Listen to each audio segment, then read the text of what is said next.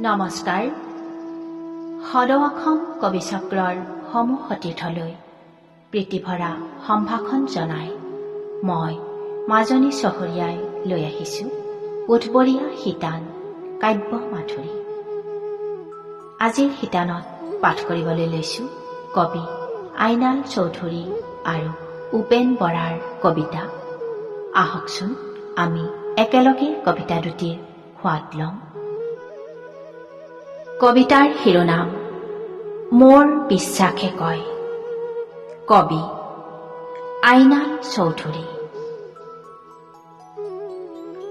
তুমি সাৰ পাব পৰাকৈ মই গীত গাব নাজানো, তুমি উজাগৰে থাকিব পৰাকৈ মই বাঁহী বজাব নাজানো।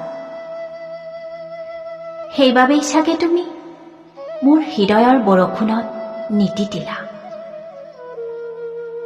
অৱশ্যে পুৰণি কেছেট এটা বজাই বজাই পাগল প্ৰেমিকৰ দৰে আনৰ ওচৰত ধৰা দিয়াৰো পক্ষপাতি নহয় মই। ভাল পাওঁ বুলি ক'লেহে ভাল পোৱা জাগে জানো?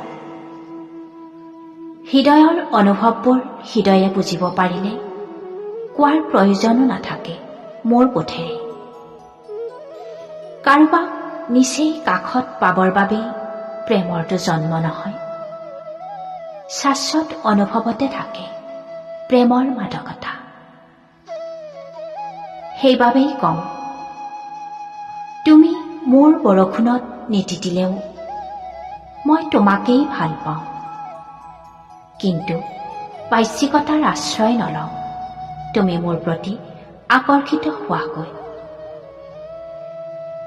এদিন হৃদয় পথাৰখনত গুজি থোৱা কঠীয়াবোৰ লহপহকৈ বাঢ়িব, হৈ পৰিব সেউজীয়া, কেৱল সেউজীয়া। আঁতৰি থাকিব পাৰিবানে তেতিয়া?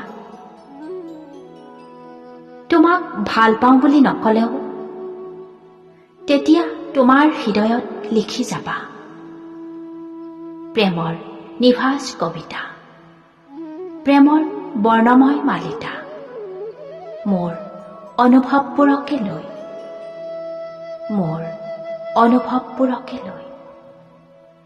ধন্যবাদ জনালো আইনাল চৌধুৰীলৈ। উপেন বৰাৰ অনুভৱেৰে কবিতাৰ শিৰোনাম তোমাক ভাল পাওঁ বুলিহে কৈছো। তোমাক ভাল পাওঁ বুলিহে কৈছো। ঘনাই ঘনাই বৰণ সলাই নাথাকিবা। তুমি হয়তো ভাবিছা সঘনে বৰণ সলালে তোমাক আনে ভাল দেখিব। হ'ব পাৰে, কিন্তু মই তোমাক সেই পুৰণি লেতেৰা সাজযোৰতহে ভাল দেখো। মোৰ চকুহালত কি আছে নাজানো, চকুহাল থৰ লাগি ৰয় তোমাৰ জধলা সাজযোৰত। আনৰ বাবে বৰণ সলালেও মোৰ বাবে ঘনাই ঘনাই বৰণ নহলাবা।